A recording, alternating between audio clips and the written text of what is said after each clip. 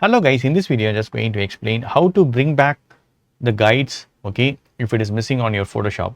For example, if you're working, okay, in view you can see that I have created some guides, okay.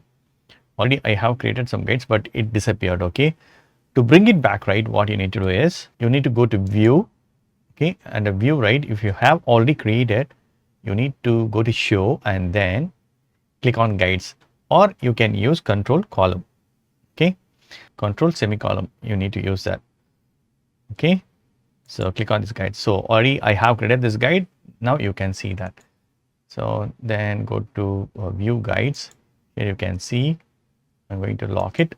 By mistakenly you might have hide it, so you need to go to show and then go to guides. That's it. So definitely this video will be very much helpful. Thank you so much for watching. Please put a comments and feedback from your forms. Thank you. Bye. Take care.